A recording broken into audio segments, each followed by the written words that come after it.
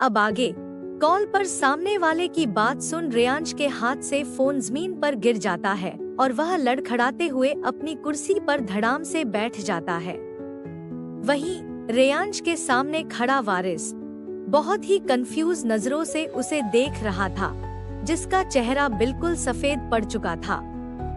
आज पहली बार वारिस ने रेयांश को इस तरह देखा था।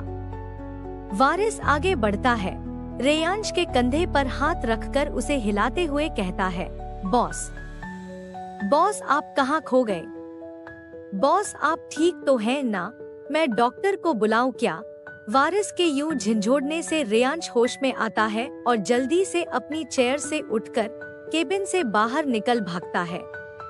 वहीं वारिस बहुत ज्यादा कंफ्यूज और परेशान हो रेयांश को यूं देखता है, मगर ज्यादा सोच विचार न करते हुए वो भी जल्दी से रेयांश के पीछे भाग पड़ता है। रेयांश तेजी से ऑफिस से बाहर निकलता है और ड्राइविंग सीट पर खुद बैठ अपनी कार को फुल स्पीड में सड़कों पर दौड़ा देता है।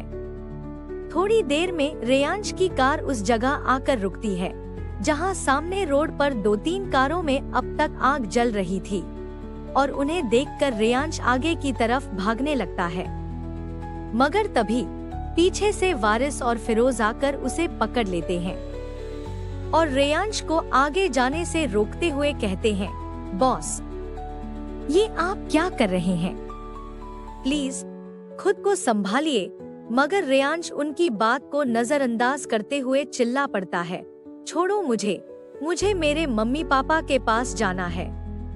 छोड़ो, उन्हें दर्द हो रहा होगा, मुझे छोड़ो, उन्हें मेरी जरूरत है।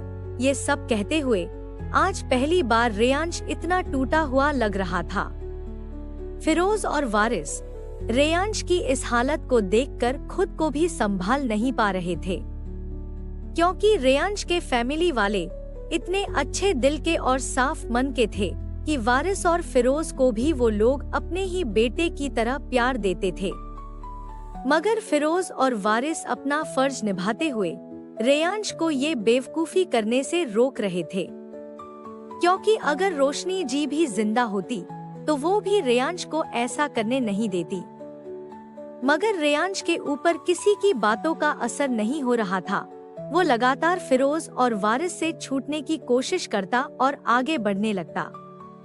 रेयांश को यूं जिद करते देखकर फिरोज चिल्लाते हुए रेयांश के दोनों कंधों को पकड़कर उसे झिंझोड़ते हुए कहता है, बॉस प्लीज होश में आइए, आपके मम्मी पापा दादा दादी अब इस दुनिया में नहीं है, अब तक तो वो जलकर राख हो चुके होंगे। कहते हुए फिरोज की आंखों में आंसू आ जाते हैं।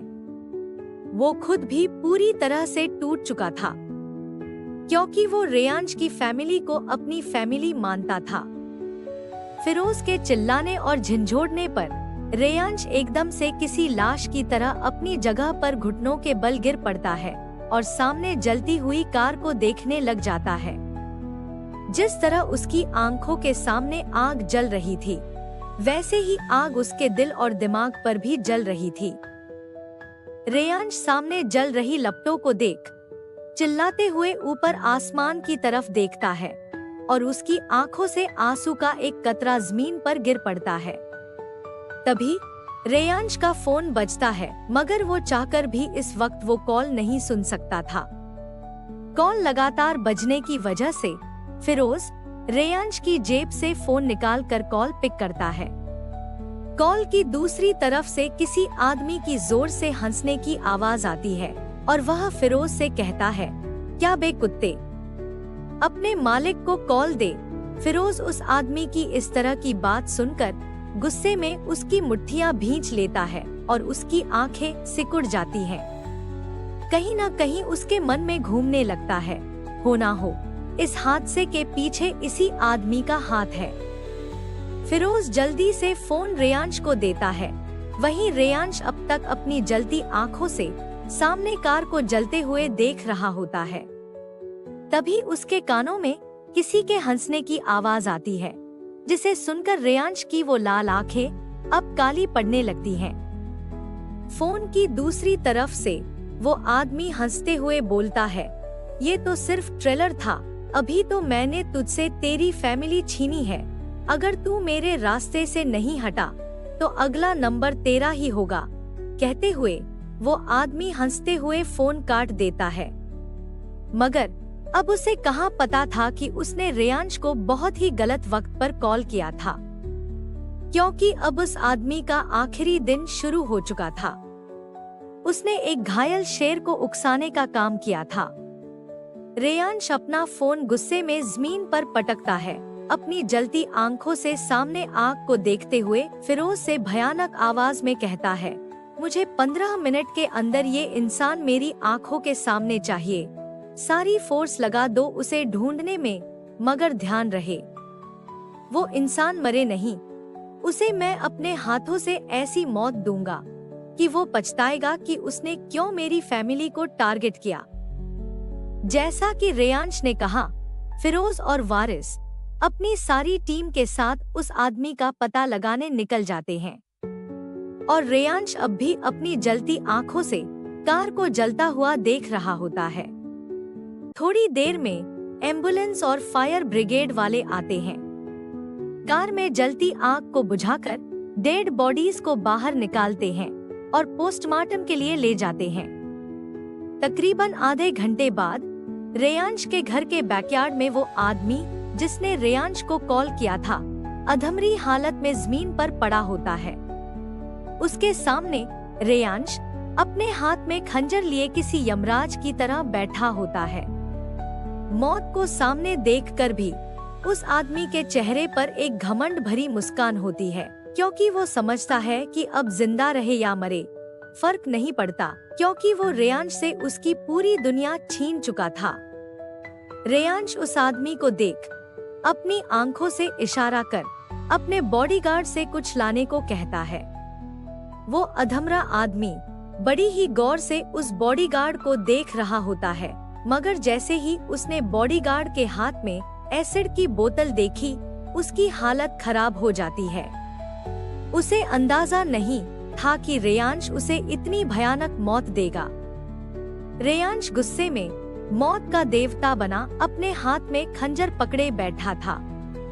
बॉडीगार्ड आगे बढ़कर एसिड की टंकी उस आदमी के पास करते हैं, फिर उसे रस्सी से बांधकर तेजाब की टंकी में डुबो देते हैं। उस आदमी की भयानक चीखें गूंजने लगती हैं, मगर रेयांश को इससे भी सुकून नहीं मिलता। रेयांश के इशारे पर बॉडीगार्ड उस आदमी को तेजाब की टंकी से बाहर निकालते हैं। अब उसका आधे से ज्यादा शरीर गल चुका होता है और वो इंसान तड़पते हुए चीख रहा होता है। रेयांश आगे बढ़कर अपने हाथ में खंजर लिए उस आदमी के शरीर पर वार पे वार करने लग जाता है, गुस्से में।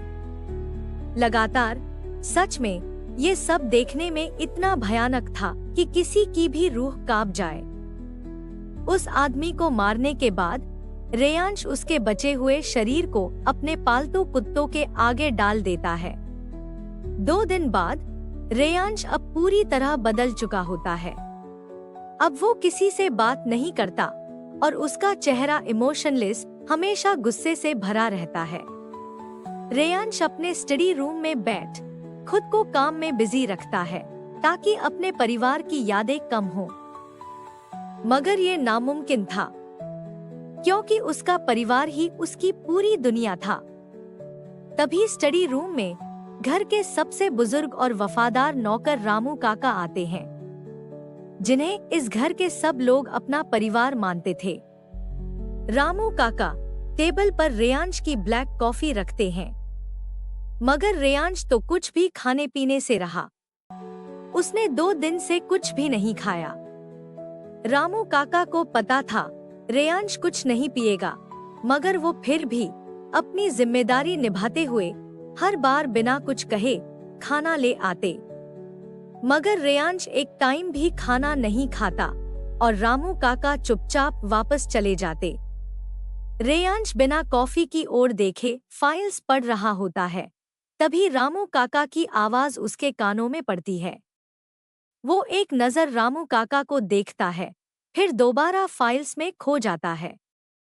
रामू काका थोड़े हिचकिचाते हुए कहते हैं, रेयांश बेटा, मुझे आपसे एक बात कहनी है। रेयांश रामू काका की बहुत इज्जत करता था, उन्हें अपने दादा का दर्जा देता था। रामू काका के कहने पर रेयांश उनकी तरफ देखता है। रामू काका थोड़े परेशान और दुखी मन से कहते हैं, देखिए बेटा, हम जानते हैं जो हुआ उसे बदला नहीं जा सकता। जो जा चुके हैं वो लौटकर नहीं आएंगे। आपका दुहक बहुत बड़ा है, मगर उस 7 साल की बच्ची का दुहक उससे भी बड़ा है, जिसने अपने पिता को खो दिया है। रेयांश बहुत कंफ्यूज होकर रामू काका को देखता है। रामू काका आगे बताते हैं, जो ड्राइवर उस दिन आपके मम्मी पापा दादा दादी के साथ मंदिर जा रहा था, उसकी 7 साल की एक बेटी है।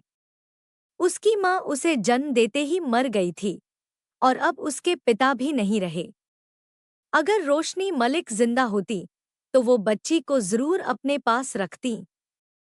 हम आपसे बस इतनी विनती करते हैं कि भले ही आप उस बच्ची को यहाँ मत लाइए, मगर उसके खाने पीने, रहने और पढ़ाई के लिए उसे किसी अच्छे अनाथ आश्रम में भेज दीजिए। रामू काका की पूरी बात सुनने के बाद रेयांश अपनी माँ को याद करते हुए कहता है, कहाँ है वो लड़की? रामू काका जवाब देते हैं, वो लोग पास के ही गांव में रहते हैं। आखिर अब क्या करेगा रेयांश? क्या वो उस बच्ची को गोद लेगा या फिर उसे अनाथ आश्रम भेजेगा? आगे क्या होगा जानने के लिए बने रहिए इस कहानी के साथ।